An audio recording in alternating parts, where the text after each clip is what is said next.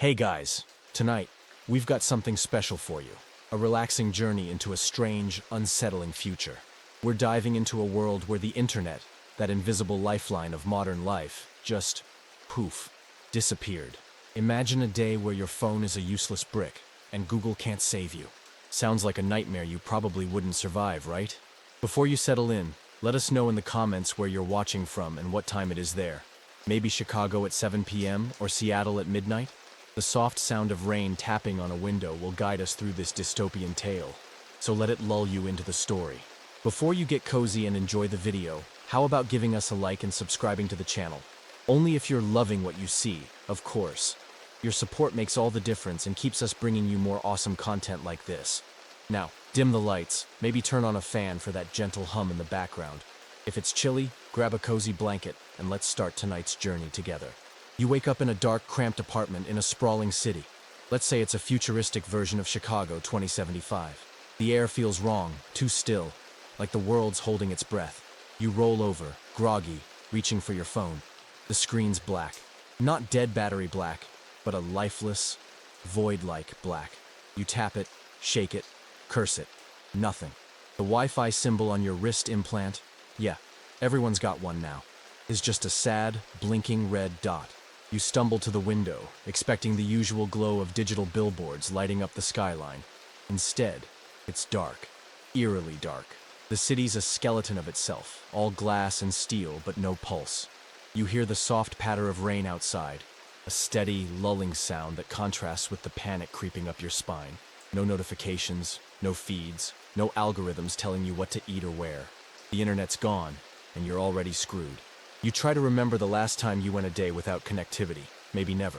Historians, well, the ones you used to scroll past on Twitter, say the internet became humanity's backbone by 2030, wiring everyone's brains to a constant stream of data. Now, it's vanished, and you're like a fish yanked out of water, flopping and gasping. The rain continues its gentle drumming against the glass, a lo-fi rhythm that would normally calm you, but not today. Today, it sounds like mockery. You check your smart mirror, dead. Your virtual assistant, silent. Even your damn toothbrush needs an app to work properly, and now it's just a stick with bristles. You laugh darkly, remembering how your grandmother used to brush her teeth just fine without needing a software update.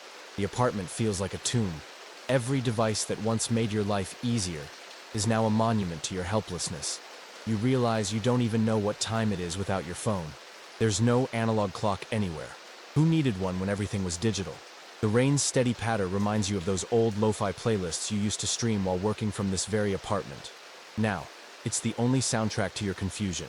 You try the light switch, half expecting it to be connected to some smart grid that's also down. Surprisingly, the lights work. Small victories, you think, though you're not sure how long the power will last. Historians debate whether the great internet collapse of 2075 was a cyber attack, a solar flare, or just the inevitable result of a system too complex to maintain. Right now, you don't care about the cause. You just want your life back.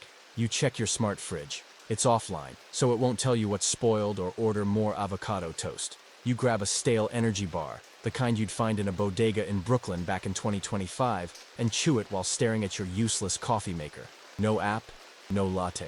You're already nostalgic for the days when you could yell at a virtual assistant to fix your life. The rain keeps its steady rhythm outside, that gentle patter almost mocking your predicament.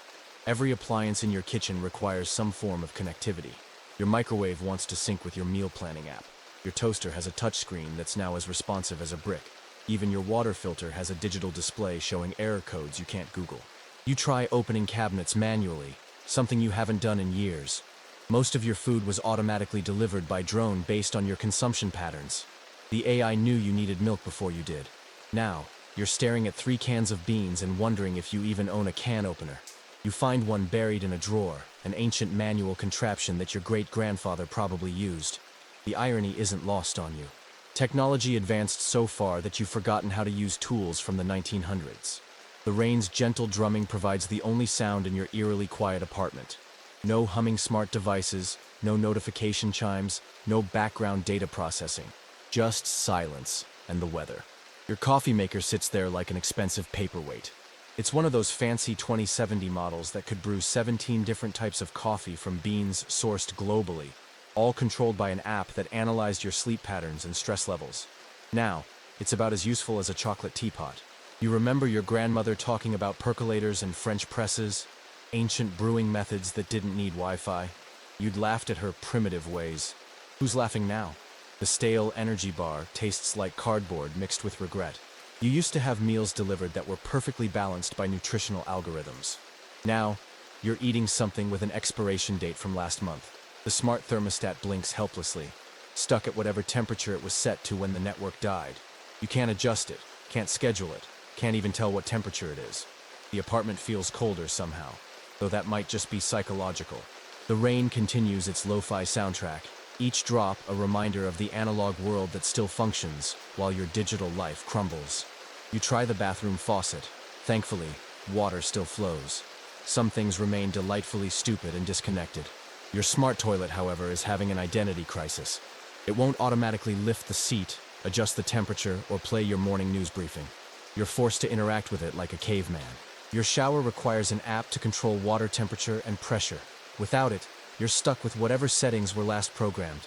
You turn the manual override, a feature most people forgot existed, and cold water blasts you awake better than any alarm app ever could. The shock is brutal, but at least you're clean. As you towel off, you catch your reflection in the mirror. You look lost, confused, like someone who's just realized they don't know how to live in their own home. The rain keeps pattering against the bathroom window, a gentle rhythm that would be soothing if your entire world hadn't just collapsed. Historians say that by 2060, the average person interacted with over 200 connected devices daily. Now, you're discovering just how helpless that made you. The streets outside are a mess. You hear shouts, distant crashes, and the ever-present rain like a lo-fi track stuck on repeat. You pull on a jacket, waterproof, thank God, and step out. People are wandering like zombies, clutching dead tablets, asking each other if they've got a signal. Spoiler, no one does. You pass a guy trying to barter a smartwatch for a paper map. A paper map. You didn't even know those still existed, like some relic from a museum in DC.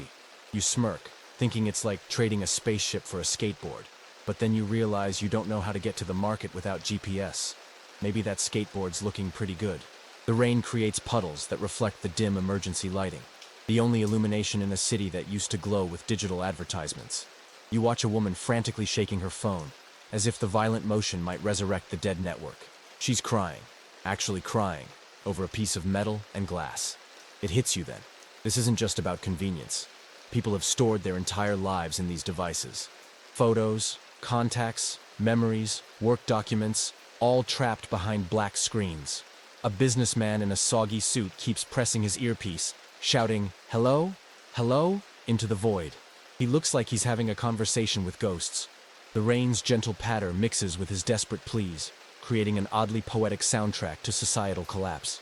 You notice the silence where there should be noise. No traffic lights work, so cars are either abandoned or moving with terrifying uncertainty. Drivers who've relied on GPS for decades are lost in their own neighborhoods. You see a taxi driver arguing with passengers about directions, waving a road atlas from 2019 like it's a sacred text. The passengers look at the paper map like it's written in hieroglyphics. One woman insists that north is wherever her phone used to point, completely ignoring the actual sky. The rain keeps falling, washing away the last remnants of digital certainty. Street musicians have suddenly become prophets of the analog age. A guy with an acoustic guitar draws crowds who haven't heard non-digital music in years. His voice carries over the rain's rhythm, creating a live lo-fi performance that people record with. Oh wait, they can't record anything. They're forced to actually listen, to be present in the moment. It's almost beautiful, if you ignore the underlying terror. Children who've never seen their parents without phones are witnessing adult meltdowns in real time. A toddler asks her mother why everyone looks so sad, and the mother can't explain that half the population just lost their external brain. The apartment buildings around you are dark towers of confusion. You can hear arguments echoing from open windows. Couples fighting about whose fault it is that they don't know their own address without autocomplete. One man is shouting about how his smart locks won't open, trapping him outside his own home. Another woman screams about her insulin pump losing connection to her glucose monitor. The rain's steady drumming provides an almost mocking commentary on human helplessness. Emergency services are overwhelmed, not just with medical emergencies, but with people calling to report that their appliances are broken when they're just disconnected. You pass a group of teenagers sitting on a curb, staring at their hands instead of screens. They look genuinely lost, like they've forgotten how to exist without constant stimulation. One admits he doesn't know his best friend's phone number by heart. It was always just Jake in his contacts. Now Jake might as well be on another planet. The rain continues its gentle percussion, the only constant in a world where everything else has gone silent. You realize that for the first time in decades, the city actually sounds like a place where humans live, not like a data processing center with a housing problem attached. Your neighbor Carla is outside, muttering about how she can't check her crypto wallet. "What's the point of living?" she groans, kicking a drone that's crashed into a puddle. You nod, but you're thinking about how you can't even Google how to survive without internet. The irony stings. You remember reading that in 2040, some tech guru predicted society would collapse without the net.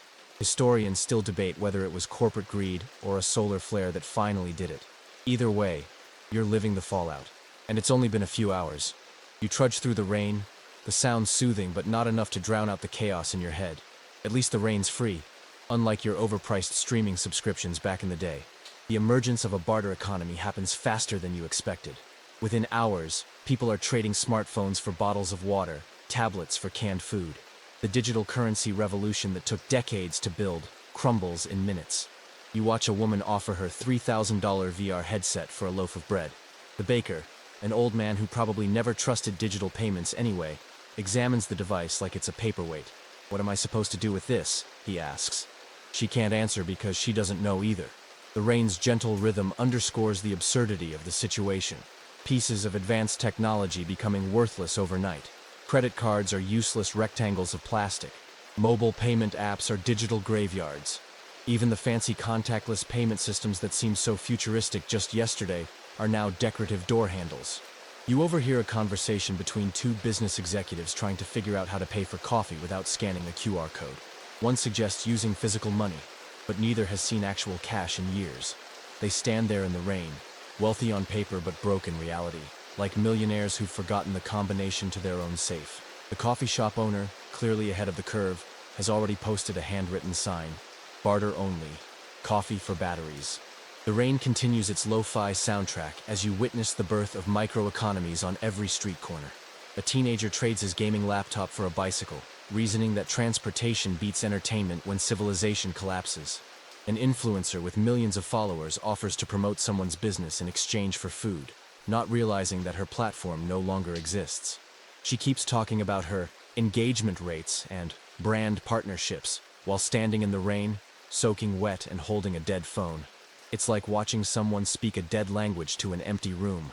You pass a shuttered diner, the kind that used to serve AI-crafted milkshakes in Chicago's trendiest neighborhoods. Now, it's just a dark window with a handwritten sign: "Cash only. No crypto." Cash? You haven't seen a physical dollar since you were a kid visiting your grandma in Miami. You pat your pockets hoping for a miracle, but all you've got is a dead smart card. You're starting to feel like one of those medieval peasants who traded chickens for a haircut. Except chickens might actually be useful now. The rain keeps falling, a steady rhythm that makes you want to crawl back into bed. But you can't. You've got to figure out how to survive this analog hellscape, and fast. Banks have become monuments to digital dependency. ATMs display error messages in languages that don't matter when no one can read them anyway. Financial advisors who manage portfolios worth millions through apps are now standing in the rain, as broke as everyone else. The concept of wealth has fundamentally shifted in a matter of hours. The richest person on the block isn't the tech executive with cryptocurrency. It's the old lady who hoards canned goods and still keeps cash under her mattress. You watch her become the neighborhood's new Federal Reserve, dispensing small bills like a benevolent dictator. The rain's gentle patter provides a soundtrack to the great financial reset, washing away decades of digital progress. You reach the library steps, where a crowd's gathered, pushing and shoving like it's Black Friday at a Walmart. These aren't book nerds. They're desperate scavengers, hunting for anything that might help them survive this analog nightmare. You squeeze through, dodging elbows and curses. Inside, the library's a mess. Shelves toppled, books scattered like leaves. People are grabbing anything: old encyclopedias, cookbooks, even romance novels. You spot a guy clutching a 2040 survival manual, looking like he's won the lottery. Historians say libraries were humanity's backup when the internet took over in the 2030s. But nobody cared until now. You're here because you're desperate, not because you're suddenly a scholar. The rain's muffled drumming through the thick walls provides an oddly calming backdrop to the chaos inside. The librarians have either fled or barricaded themselves in the back offices. You can't blame them. What was once a quiet sanctuary for learning has become a post-apocalyptic trading post. A woman fights over a cookbook from 1995, screaming about how she needs to learn to cook without a microwave. Her opponent, a man in a business suit, argues that he saw it first. They're literally pulling the book apart while you watch. The rain continues its gentle percussion against the windows, a lo-fi reminder that some things remain constant while humanity loses its collective mind over paper and binding. You scan the shelves, hoping for something useful, like how to not starve without Google. The rain's muffled through the library's thick walls, but its soft rhythm still seeps in, calming your racing heart. You find a dusty book on urban survival, circa 2020. It's got chapters on foraging and bartering. Perfect, except you don't know what foraging even means. You flip through it, landing on a page about edible plants. Great. Now you're supposed to eat dandelions? You'd rather hit up a Chicago hot dog stand, but those are long gone, replaced by AI kiosks that are now just fancy paperweights. The book's advice seems quaint and useless, like instructions for building a fire when you've never seen a match. The reference section has become a war zone. People are hoarding atlases like they contain the secrets to buried treasure. You watch a middle-aged woman stuff her purse with road maps, muttering about how she needs to find her sister in Milwaukee. She hasn't spoken to her sister in years, but suddenly family matters when the world ends. A group of teenagers discovers a section on basic mathematics, staring at books about long division like they're ancient artifacts. They've never calculated anything without a device. One girl picks up a geometry textbook and asks, "How do you find the area of a triangle without an app?" The rain's steady rhythm through the windows seems to mock their digital illiteracy. You weave through the crowd, passing a kid reading a comic book like it's the end of the world. Maybe it is. You spot a section labeled Reference, where a few nerds are geeking out over atlases. One guy's muttering about dead reckoning, whatever that is. You're tempted to ask, but you don't want to look like the idiot who can't navigate without GPS.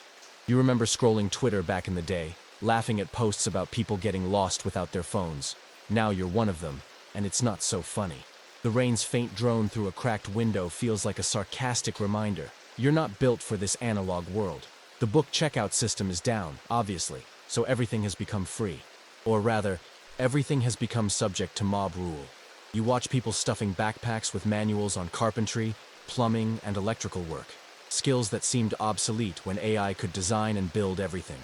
Now these dusty tomes are more valuable than the latest smartphone. You grab a book on basic first aid, figuring that knowledge might be useful when hospitals can't access digital records.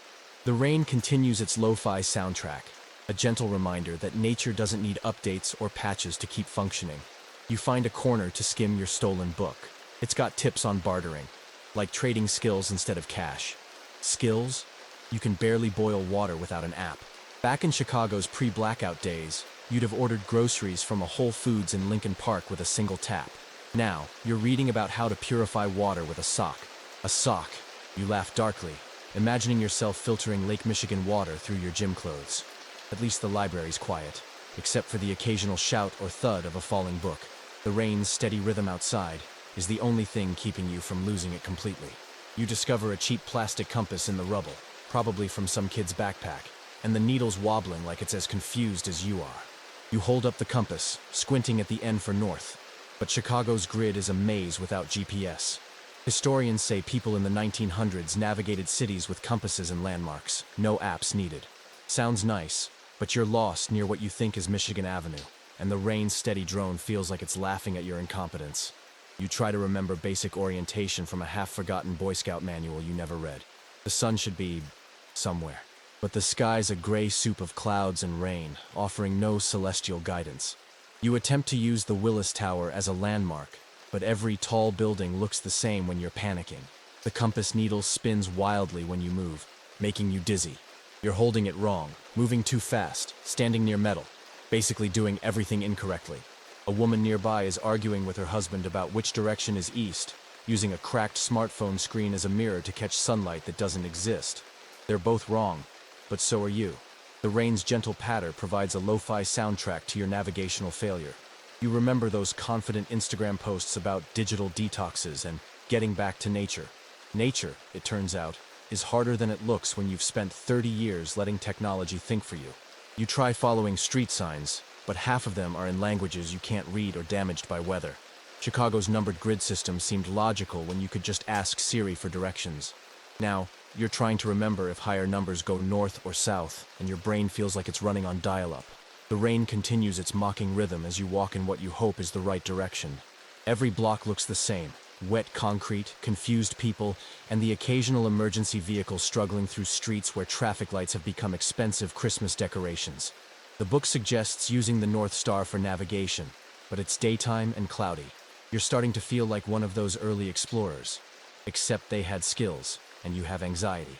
You pass a group huddled around a broken streetlight, arguing about directions. One guy's pointing at the skyline, claiming the Willis Tower is that way. You're not sure he's right, but you're too tired to care. A teenage girl confidently declares that north is where the Wi-Fi signal used to be strongest, and you realize an entire generation has grown up without understanding actual geography. You try asking a homeless man for directions, figuring he might know the streets better than most. He looks at your compass and laughs. "That thing's been broken since the 90s, kid." He points down the street with his thumb. "Market's that way, about 6 blocks. Follow the smell of desperation." His directions are more helpful than anything in your survival book. The rain's steady drumming continues, a reminder that some people have always navigated by instinct and local knowledge, while others relied on satellites. You pocket the compass, accepting that you'll need to learn the hard way how to find your way around your own city. You spot a crowd forming near Millennium Park, where the Cloud Gate, aka the Bean, still gleams, even in this mess. People are bartering like it's a flea market from hell. A woman trades a solar charger for a bag of apples. You'd kill for an apple, but all you've got is that half-charged power bank, and no one's biting. You overhear snippets of panic. "No internet means no banks. What about my crypto? How do we pay rent?" You laugh darkly. "Rent? Good luck with that when your landlord's probably hoarding canned beans in a bunker." The rain's soft drone is almost mocking, like it's saying, "You thought you were so advanced." The makeshift market sprawls across the plaza, transforming Chicago's iconic tourist spot into humanity's most desperate garage sale. The economy has literally reverted to the Stone Age in less than 12 hours. You watch a tech executive try to trade his Tesla key fob for a sandwich, not understanding that electric cars need charging stations that need internet connectivity. The sandwich vendor, a wise old woman who probably lived through actual recessions, examines the key like it's a toy. "Honey, I can't eat a car," she says, rain dripping from her umbrella. The executive looks genuinely confused, as if the concept of intrinsic value has never occurred to him. You remember economics classes talking about the barter system as ancient history. Turns out, history has a sense of humor. The rain creates a natural lo-fi soundscape as people argue over exchange rates between smartphones and sandwiches. A group of millennials discovers that their college degrees in digital marketing are worth exactly nothing when there's no digital to market. They stand in the rain, diplomas getting soggy, trying to trade their MacBooks for basic camping gear. One woman offers to manage someone's social media presence in exchange for food, apparently not grasping that social media no longer exists. The irony is delicious, even if actual food isn't. You approach a makeshift stall where a man's trading handwritten recipes for batteries. He's got a tough look, like he's seen worse days than this. You offer your power bank, and he snorts. "That's a paperweight now," he says, rain pooling on his table of goods. You trade it for a single apple, bruised but edible. You take a bite, and it's sour, matching your mood perfectly. The survival book mentioned bartering what you know, so you try offering to fix electronics, based on a hazy memory of a YouTube tutorial. He laughs, handing you a pencil instead. "Write something useful," he suggests. You pocket it, feeling like a student being sent to detention. The marketplace reveals humanity's true priorities when stripped of digital convenience. Luxury items become worthless, while basic tools gain immense value. You watch a woman trying to trade her designer smartwatch, worth $5,000 yesterday, for a manual can opener worth $5 at any hardware store. The can opener wins. A man offers his drone collection for a bag of rice, not understanding that his flying cameras are now just expensive paperweights. The rice vendor doesn't even look up from counting grains. "Can your drones make dinner?" he asks. They cannot. Children adapt faster than adults, treating the collapse like an adventure rather than an apocalypse.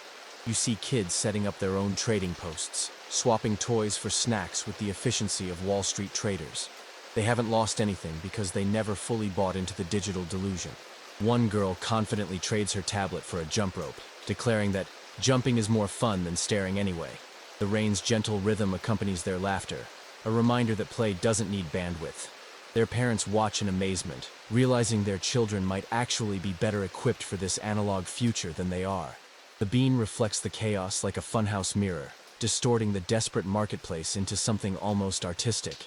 The rain's steady percussion provides a soundtrack to societal collapse, each drop a small reminder that the natural world continues functioning perfectly, while human civilization struggles to remember how to exist without Wi-Fi. You notice a shadowy alley off the market, where a few sketchy types are trading under tarps. This must be the black market of books the survival guide mentioned. You slip in, hoping for something useful, maybe a manual on growing food or fixing tech. The air smells like wet cardboard and desperation, with a faint whiff of ink. A woman with a scar across her cheek is flipping through a pile of manuals, car repair, plumbing, even a 2030s guide to off-grid living. You offer your battery, and she eyes it like it's a bad joke. "Got anything better?" she asks. You pull out your pencil, and she laughs. "Keep it, poet." The rain's steady drone seeps through the tarp, a calming contrast to the tense haggling around you. The underground book trade operates with the efficiency of a drug cartel. Dealers whisper about rare titles like they're discussing contraband. "I've got a first edition Boy Scout handbook," one man murmurs, "but it'll cost you." Another woman hoards medical textbooks from the 2040s, when doctors still learned anatomy from actual books before AI took over diagnosis. The rain's gentle patter creates a lo-fi backdrop to these whispered negotiations. You realize that knowledge has become the new currency, and you're intellectually bankrupt. Your liberal arts degree in digital communications is about as useful as a chocolate teapot. You spot a book on solar panel repair, which could be gold if you ever find a working panel. The vendor wants food, canned, preferably. You're out of luck, but you linger, drawn to titles you never thought you'd need. Basic electrical work for idiots. Mushroom foraging in urban environments. How to dig a well without heavy machinery. These weren't bestsellers yesterday, but today they're more valuable than any smartphone. The rain continues its rhythm, washing away the last traces of the digital age while you stand in an alley haggling over information that was freely available on Wikipedia just hours ago. A teenager sells handwritten copies of Wikipedia articles he downloaded before the collapse. Smart kid. He's got everything from list of edible plants to basic carpentry techniques, all scrawled in barely legible handwriting. His prices are steep, a can of beans for 5 pages, but people are buying. The rain's soft drumming mixes with the scratch of pencils as more people copy information by hand, creating humanity's newest printing press. You watch scholars being born in real time. People who yesterday couldn't be bothered to read a full article now desperately transcribing survival guides. The most valuable commodity isn't food or water, it's practical knowledge. A woman trades her wedding ring for a guide on water purification. A man offers his car keys for instructions on building a radio from spare parts. The rain's lo-fi soundtrack underscores the absurdity. We've come full circle to medieval scribes copying manuscripts by candlelight, except these scribes are wearing designer jeans and carrying dead iPhones. You overhear someone asking for a manual on manual labor, and the irony isn't lost on anyone. The book dealers have their own hierarchy. Those with technical manuals rule the roost, while fiction dealers are basically homeless. A woman trying to trade romance novels for food gets laughed out of the alley. "Can't eat a love story," someone calls out. But you notice a different kind of value emerging: entertainment. As night approaches, and people realize this might last longer than a day, suddenly, stories matter again. The same woman who was mocked earlier finds customers willing to trade small items for escapist fiction. The rain's gentle rhythm seems to approve of this return to oral tradition and shared narratives. You leave the alley with nothing but a better understanding of how quickly society's values can flip. Knowledge workers discover their knowledge is worthless without infrastructure. Meanwhile, people with practical skills, plumbers, electricians, farmers, become the new aristocracy. The rain continues its patient drumming, washing the city clean while humanity learns the hard way that information and wisdom are very different things. You overhear a heated debate near the checkout desk. 2 guys are arguing about what caused the blackout. One swears it's a government conspiracy, some NSA plot to control the population. The other's convinced it's a solar flare. like the one that knocked out Canada's grid in 1989. You don't care who's right. You just want to know if the internet's coming back. The survival book mentions old school communication, like sending letters. Letters! You laugh darkly, imagining yourself scrawling a note to your buddy in New York, hoping a pigeon delivers it. Back in the day, you'd have DM'd him from a bar in Wicker Park. Now, you're stuck in a library, surrounded by strangers who smell like desperation and wet wool. The rain's steady patter through cracked windows provides the only soundtrack to this analog nightmare. The rumors about the radio whisperer in Pilsen grow stronger as the day progresses. People whisper his name like he's some kind of messiah with access to forbidden signals. You hear conflicting stories. Some say he's a former NASA engineer who hoarded pre-digital equipment. Others claim he's just a ham radio enthusiast who got lucky. The rain's gentle drumming seems to mock these desperate hopes for connection. You remember when radio seemed ancient, something your grandfather listened to while working in his garage. Now it represents humanity's last link to the outside world, assuming there still is an outside world worth linking to. You decide to venture toward Pilsen, following vague directions from a woman who claims she heard static from that direction. The rain continues its lo-fi rhythm as you navigate streets that feel foreign without digital guidance. Chicago's neighborhoods blur together when you can't just ask Google for directions. You pass groups huddled around battery-powered radios, their faces illuminated by the amber glow of analog displays.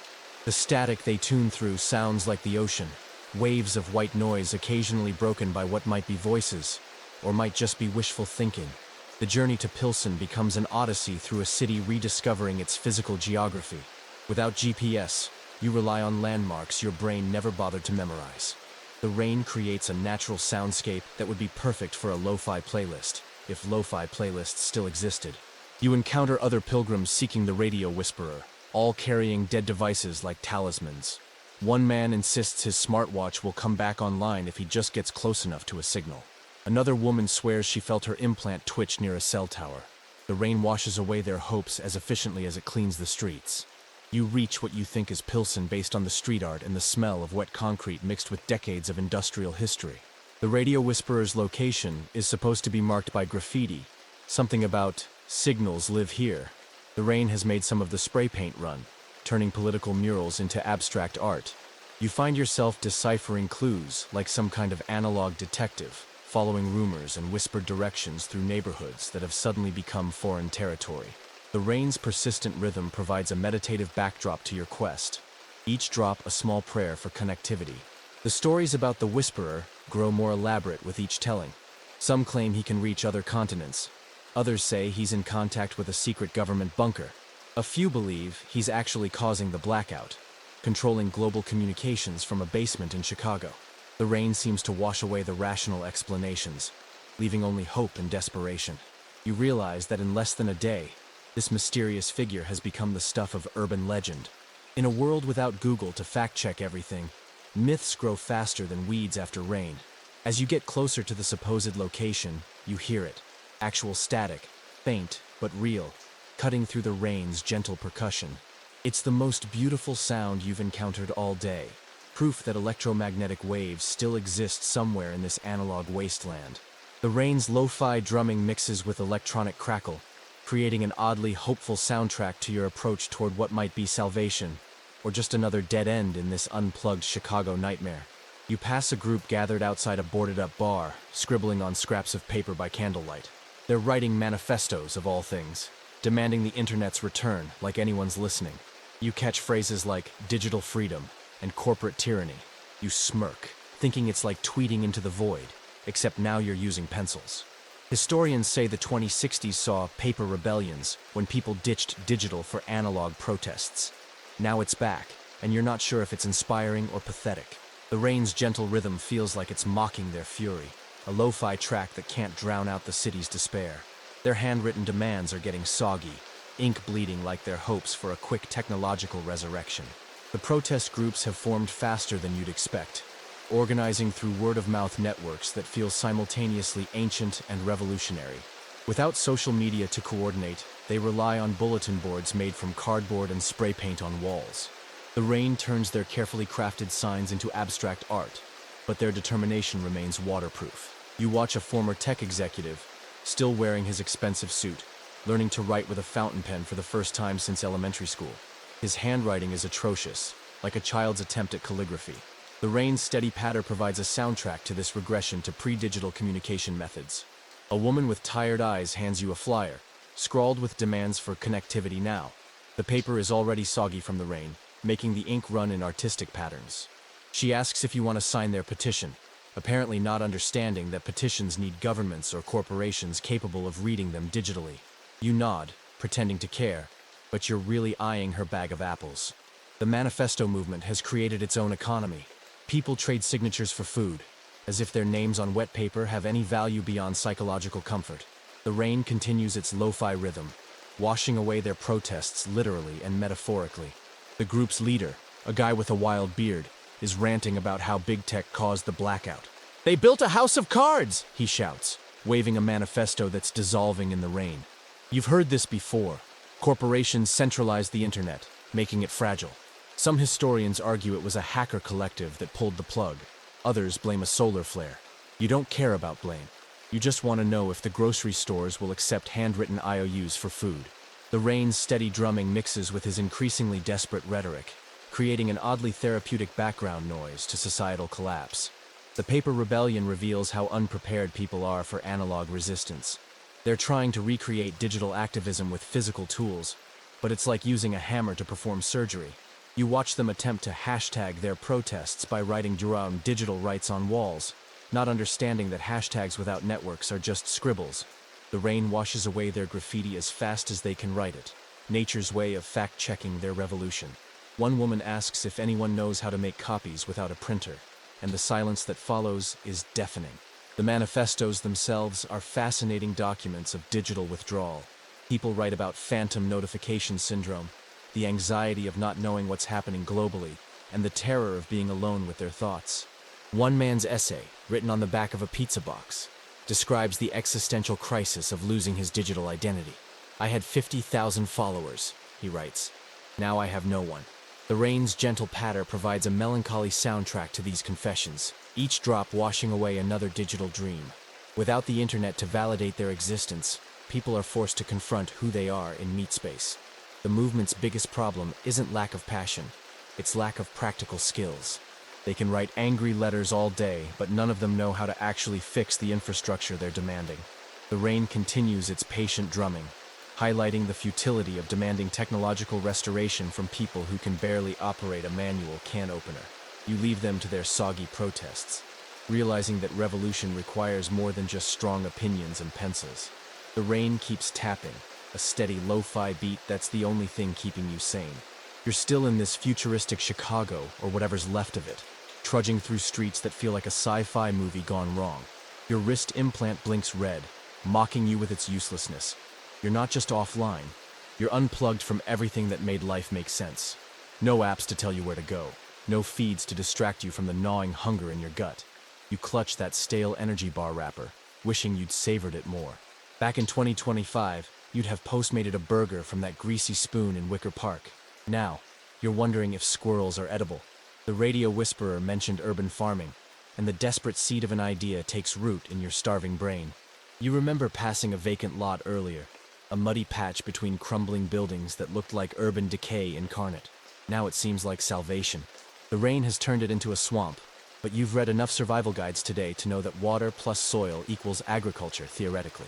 You arrive at the lot, which is littered with broken bottles and drone parts, the archaeological remains of a digital civilization. The rain's steady rhythm creates a natural irrigation system, if you can call ankle-deep mud irrigation. You kneel in the muck, feeling like a desperate suburbanite trying to grow tomatoes after watching one YouTube video. Except, there's no YouTube to refresh your memory. The urban farming book you glimpsed mentioned something about companion planting and soil pH, terms that might as well be quantum physics. You dig with your hands, the rain mixing mud under your fingernails like some kind of analog manicure. The soil smells like wet concrete and disappointment, with hints of whatever chemicals used to flow through this urban wasteland. You realize you don't actually have any seeds, just the vague hope that something will grow from your good intentions. The rain's lo-fi drumming seems to mock your agricultural ignorance, each drop a reminder that your ancestors somehow fed themselves without soil testing kits and pH meters. A woman nearby is actually planting something with a rusted trowel, looking like she knows what she's doing. She's got a bag of seeds, real seeds, and you're jealous enough to consider robbery. You approach her like a homeless person asking for change, which isn't far from the truth. "Got any extra seeds?" you ask, rain dripping from your hair. She looks at you like you're asking to borrow her firstborn. "What do you know about farming?" she challenges. You mention your recent crash course in urban survival, conveniently omitting that it consisted of skimming a soggy book for 10 minutes. She tosses you a few seeds, beans maybe, with the warning to plant deep or they'll rot. You nod sagely, as if depth is a concept you've mastered. The rain continues its percussion section as you attempt to apply agricultural wisdom you don't possess. The survival book mentions something about spacing, but you can't remember if it was inches or feet or arm lengths. You scatter the seeds like you're feeding pigeons, hoping quantity will compensate for technique. The woman shakes her head at your amateur hour performance. "That's not farming," she mutters. "That's just making mud soup with expensive ingredients." The rain washes some of your seeds away immediately, nature's quality control system rejecting your agricultural incompetence before it can embarrass the plant kingdom. You try to remember basic biology from high school, but all you can recall is that plants need sunlight, water, and something called photosynthesis. The rain provides water, the gray sky promises eventual sunlight, and photosynthesis is apparently automatic. Your urban farming education consists of one soggy book and childhood memories of helping your grandmother with her backyard garden, which mostly involved you eating the strawberries she was trying to grow. The rain's steady rhythm provides a meditative soundtrack to your agricultural meditation, each drop a small lesson in patience that your digital age brain struggles to process. The irony isn't lost on you. Yesterday you could order any food imaginable with a few taps, and now you're betting your survival on some beans in the mud. The rain keeps falling, washing away your illusions about instant gratification while watering your first attempt at growing actual food. You realize this is either the beginning of your agricultural renaissance or the most expensive way to feed the local wildlife. But at least you're trying something that doesn't require Wi-Fi. You stand, hands muddy, feeling a flicker of purpose for the first time all day. The lot's quiet, save for the rain and the woman's trowel scraping dirt. You're not a hero, you're not even a farmer, but you're still here, planting seeds in a world gone dark. The rain's gentle rhythm wraps around you, a lo-fi hug that says you might make it, if only for one more day. But survival requires more than hope and muddy hands.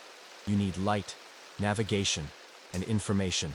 The half-dead battery you traded earlier haunts you. It could have powered something useful. Now you're left with wet clothes and the growing darkness of a Chicago evening without streetlights. The candle economy emerges as darkness falls. People who hoarded flashlights become the new merchant class, trading battery life for food and information. You watch a woman offering 10 minutes of LED light for a can of soup, rationing illumination like it's liquid gold. The rain's steady percussion provides a natural timer, each drop marking another moment closer to complete darkness. You realize that without electric lighting, cities become medieval after sunset.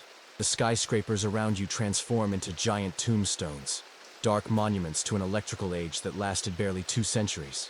You approach a man who's selling candle stubs from what looks like a church robbery. His prices are steep, a thumb-sized candle for your jacket, a bigger one for anything edible. You're cold, but hypothermia beats blindness when you're trying to navigate unfamiliar streets. You trade your jacket for a pathetic candle that will burn for maybe an hour. The rain immediately starts soaking through your thin shirt, making you question every decision that led to this moment. The candlelight flickers against the raindrops, creating a moving shadow play on the wet pavement that would be beautiful if you weren't slowly freezing to death. The transformation from electric to fire-based lighting changes everything about urban navigation. Streets that were clearly marked become mysterious pathways. Building numbers disappear into shadows. The rain creates a natural lens effect with your candle, bending and distorting the already limited light into useless patterns. You try to protect the flame with your hand, creating a tiny shelter that barely keeps the wick alive. Every raindrop that hits the wax is a small countdown timer, measuring your remaining visibility in melted paraffin. The lo-fi rhythm of precipitation becomes a race against time and weather. Moving through Pilsen with candlelight feels like time travel. The neighborhood's character changes completely without electric illumination. Street art that was vivid in daylight becomes ghostly shadows. The rain turns windows into dark mirrors, reflecting your pitiful flame back at you in endless iterations. You pass other people carrying various light sources, phone flashlights running on backup power, improvised torches made from newspapers, even a few people who found actual kerosene lanterns. The rain creates a hierarchy of lighting technology, with oil lamps ranking above candles in the new social order. The radio whisperer's location becomes more mythical in candlelight. The graffiti that supposedly marks his territory is harder to read, and the rain has made some of the spray paint run into abstract patterns. You find yourself deciphering clues like an archaeologist, holding your candle close to walls and trying to distinguish between intentional messages and random water damage. The rain's gentle drumming provides a meditative soundtrack to your detective work, each drop washing away potential evidence while you race against the dying flame. Navigation becomes a philosophical exercise in the dark. Without streetlights or GPS, you're forced to rely on senses that have atrophied from digital dependence. The rain creates acoustic landmarks. The sound of water hitting different surfaces tells you about the urban geography around you. Metal awnings sound different from concrete sidewalks. The gentle percussion helps you map the invisible world beyond your candle's reach. You realize that your ancestors navigated entire continents with less light than you're carrying, making your struggles with a few Chicago blocks seem embarrassingly inadequate. The candle burns lower as you search, the rain threatening to end your quest in watery darkness. But the struggle itself becomes meaningful. This is the first time all day you felt like you're actively solving a problem rather than just surviving it. The lo-fi rainfall provides a soundtrack to your analog adventure, washing away the last traces of your digital dependency. The rain's soft patter follows you like a lo-fi whisper as you finally locate what appears to be the radio whisperer's domain. A converted warehouse marked with fading graffiti that reads, "Signals live here." Your candle has burned down to a pathetic stub, barely casting light beyond your trembling hands. You knock on a metal door that looks like it's seen better decades, and a gruff voice demands you state your business. You mention radios and signals, hoping you're not about to be mugged by some analog con artist. The door creaks open, revealing a dimly lit room that smells like old electronics and decades of cigarette smoke. The rain's gentle drumming fades as you step inside, replaced by the beautiful crackle of static from multiple radio receivers. The radio whisperer turns out to be exactly what you'd expect. A wiry man in his 60s with calloused hands and the focused intensity of someone who's been talking to machines longer than humans. His workshop is a museum of pre-digital communication technology. Tube radios from the 1940s, military equipment from forgotten wars, and ham radio gear that probably violates several modern regulations. The rain's muffled percussion through the warehouse roof creates a natural white noise that blends with the electronic static. He eyes your pathetic candle stub and laughs. "Light's the least of your problems, kid." You realize you're in the presence of someone who never fully bought into the digital revolution, making him accidentally prepared for its collapse. The Whisperer's setup is impressive in its analog complexity. Multiple receivers scan different frequencies, their amber displays glowing like the dashboard of a spacecraft from an earlier era. He's got antennas jerry-rigged to the roof, weather-resistant cables snaking through holes that clearly weren't part of the original building design. The rain drumming overhead becomes part of the atmospheric noise he's learned to filter out over decades of chasing distant signals. "Been doing this since before the internet existed," he tells you, adjusting a dial with the precision of a surgeon. "Figured it would outlast all that digital nonsense." His smugness would be annoying if he wasn't currently humanity's best hope for long-distance communication. The static resolves into fragments of voices, emergency broadcasts from other cities, amateur operators sharing information about power outages, and the occasional snippet of music from stations still operating on backup power. The rain's lo-fi rhythm provides a natural soundtrack to these analog conversations, creating an oddly peaceful atmosphere despite the global crisis. You hear reports from Milwaukee about food distribution centers, updates from Detroit about restoration efforts, and confused chatter from rural areas where people are just learning about the urban blackout. The Whisperer translates the radio jargon like a priest interpreting ancient texts, explaining that CQ means someone's looking for any available contact. Your presence in the warehouse feels like visiting an oracle in a post-apocalyptic world. The Whisperer shares what he's learned. The blackout appears to be global, affecting every major population center simultaneously. Government emergency frequencies are mostly silent, suggesting either complete system failure or deliberate information suppression. The rain continues its patient drumming while you absorb the implications. This isn't a local outage that will be fixed by morning. The radio crackles with increasingly desperate voices, as people realize their digital dependencies have become fatal vulnerabilities. Amateur operators are becoming the new information infrastructure, carrying messages between isolated communities like medieval messengers on electromagnetic horseback. The Whisperer offers to send a message for you if you have anyone worth contacting. You realize with embarrassment that you don't know anyone's radio call sign, and most of your friends are probably as helpless as you are. The rain's gentle percussion highlights the silence where your social network used to be. He shows you how to operate a simple receiver, explaining the basics of radio propagation and frequency selection, with the patience of someone who's been waiting years for people to care about analog skills. The static becomes less annoying and more hopeful, proof that electromagnetic waves still carry human voices across vast distances, even when the internet has fallen silent. The warehouse represents a pocket of functional technology in a world gone dark. The rain's steady rhythm mixes with electronic noise, creating an oddly comforting environment where information still flows and human voices still reach across impossible distances. You realize that while everyone else was upgrading to the latest digital platforms, this old man was maintaining humanity's backup communication system, making him accidentally essential to whatever comes next. You leave the warehouse with a crackling handheld radio the Whisperer lent you, its antenna extended like a metal prayer toward the cloudy sky. The rain continues its lo-fi serenade as you make your way back to that vacant lot, driven by something between hope and desperation. The radio spits static and occasional voices, fragments of emergency broadcasts, amateur operators sharing survival tips, and the distant music from stations running on backup generators. Each transmission feels like a lifeline to a world that might still exist beyond Chicago's darkened borders. The weight of the radio in your pocket provides comfort that your dead smartphone never could. This device actually connects you to something real. The vacant lot looks different in the dim light filtering through rain clouds. What seemed like urban wasteland hours ago now appears as potential farmland, a patch of possibility in the concrete desert. You kneel again in the mud, checking on the seeds you scattered with more hope than technique. The rain has created small pools around your amateur plantings, and you're not sure if that's irrigation or drowning. The woman with the trowel is gone, leaving you alone with your agricultural experiment and the radio's occasional chatter. A voice crackles through the static, an operator in rural Wisconsin sharing tips about emergency food production. You turn up the volume, treating the transmission like a gardening podcast from the apocalypse. The radio connects you to a network of people rediscovering skills that seemed obsolete yesterday.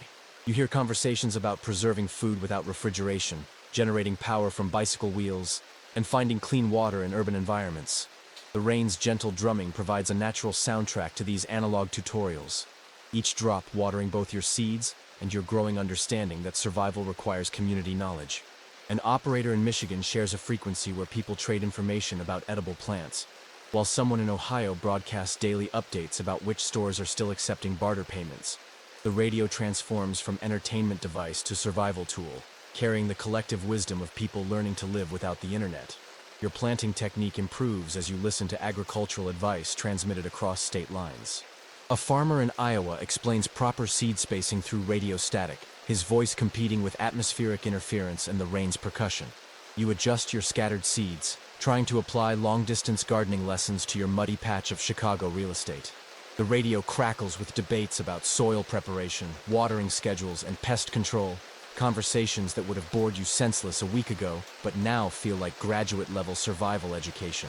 The rain continues its patient irrigation while you attempt to become a farmer through electromagnetic osmosis. The vacant lot transforms into a symbol of possibility as you work. Each seed represents a bet on the future, a small act of faith that tomorrow will come and that you'll be competent enough to eat what grows. The radio provides encouragement through stories of other urban dwellers attempting similar agricultural experiments. A woman in Boston describes converting her fire escape into a vertical garden, while a man in Los Angeles shares techniques for growing vegetables in apartment windows. The rain's lo-fi rhythm underscores these tales of adaptation, each drop nourishing both plants and hope for a more self-sufficient future. The radio broadcasts become your new social media, replacing the dopamine hits of digital likes with the genuine satisfaction of useful information. You hear updates about community gardens forming in Detroit, rooftop farms in Portland, and guerrilla agriculture spreading through abandoned lots in Cleveland. The rain continues its gentle percussion as you realize you're part of a spontaneous movement. Urban people rediscovering agriculture not as hobby but as necessity. The static-filled voices represent a new kind of network, one that functions without servers or algorithms, just human knowledge transmitted through the electromagnetic spectrum. As evening approaches, you sit beside your muddy plantings, radio crackling with the day's final transmissions. The rain has slowed to a gentle mist, creating perfect growing conditions if your amateur farming instincts are correct. The voices on the radio share coordinates for seed exchanges, tips for indoor cultivation, and encouragement for beginners like yourself. You realize that while the digital world collapsed in hours, this analog network of farmers and survivors has been quietly building all day, connecting people through shared necessity rather than shared entertainment. The rain's gentle patter has become your constant companion, a lo-fi soundtrack to the strangest day of your life. You're sitting in the mud beside your pathetic attempt at urban farming, radio crackling with voices from across the continent, watching darkness fall over a Chicago that no longer glows with digital light. The city looks different now, older, more honest, stripped of its electronic pretenses. Your clothes are soaked, your hands are filthy, and you've never felt more connected to the basic reality of being human. The radio transmits a weather report from somewhere in Canada, predicting more rain through the week. You laugh, realizing that weather has become relevant again when you can't just check an app and adjust your climate-controlled environment accordingly. The voices on the radio paint a picture of a world adapting faster than anyone expected. Emergency services are overwhelmed but functional. Rural areas are largely unaffected, having never fully digitized their infrastructure. Urban centers are struggling, but communities are forming around shared necessities rather than shared interests. The rain continues its patient drumming as you absorb reports of neighborhood watch groups, communal kitchens, and skill-sharing networks emerging from the digital ashes. People are remembering how to talk to their neighbors, how to solve problems collectively, how to exist without the mediation of screens and algorithms. The collapse feels less like an ending and more like a forced return to something more fundamentally human. You adjust the radio antenna, chasing clearer signals as operators sign off for the night. The rain creates natural white noise that actually improves reception, filtering out some of the atmospheric interference that makes communication difficult. A final transmission comes through clearly, an elderly woman in rural Montana sharing her grandmother's recipe for bread that doesn't require electric appliances. She speaks slowly, methodically, knowing that people are writing down her words by candlelight. The rain's rhythm provides a meditative backdrop to her instructions, each ingredient measured against centuries of baking wisdom rather than digital precision. You realize you're witnessing the birth of a new oral tradition, knowledge passed through electromagnetic waves instead of internet cables. The radio falls silent as the last operators shut down for the night, leaving you alone with the rain and your thoughts. For the first time in decades, you experience genuine quiet. No notification sounds, no background hum of electronic devices, no digital static interfering with natural soundscapes. The rain's percussion becomes meditative, each drop a small reminder that the world functioned perfectly for billions of years without Wi-Fi. You feel your breathing slow, your mind clear, the constant anxiety of digital connectivity finally releasing its grip on your nervous system. The silence is terrifying and liberating simultaneously, like stepping off a treadmill you didn't realize was moving. The vacant lot around you represents something larger than agriculture. It's a symbol of regeneration, of life growing from the ruins of technological overreach. Your scattered seeds might fail, but the act of planting them changed something fundamental about your relationship to survival. The rain nourishes both the soil and your understanding that security comes from capability, not connectivity. Tomorrow you'll need to learn more about farming, food preservation, water purification, and 100 other skills that seemed obsolete in the digital age. The radio will help, connecting you to teachers and communities you never knew existed. Historians will probably debate what caused the great disconnection of 2075 for decades. Was it a cyber attack, solar flare, infrastructural collapse, or deliberate shutdown? You realize it doesn't matter.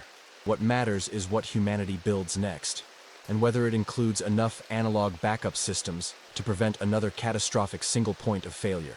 The rain continues its ancient rhythm, washing away the last traces of the digital age while watering the seeds of whatever comes after. You pocket the radio, brush mud from your hands, and stand up, ready to walk home through a city learning to live without the internet. The rain has taught you its most important lesson. Some things are constant, reliable, and beautiful without requiring updates, subscriptions, or technical support. You head back toward your apartment, guided by landmarks rather than GPS, listening to natural sounds instead of algorithmic recommendations, feeling more human than you have in years despite, or perhaps because of, losing everything that once felt essential to modern life. Now that our story reaches its end, picture yourself stepping back from that muddy lot, rain washing the dirt from your hands. The soft patter fades, replaced by the quiet of your own space. Your bed, your pillow, the gentle hum of a fan. The chaos of that unplugged Chicago slips away, like a dream you're already forgetting. Your eyes grow heavy, the weight of the day melting into the comfort of your blanket. The world outside can wait. For now, it's just you, the calm, and the promise of rest. Let the tension slip away. Let your thoughts drift and let the night carry you to sleep. Good night, relax, and sleep well.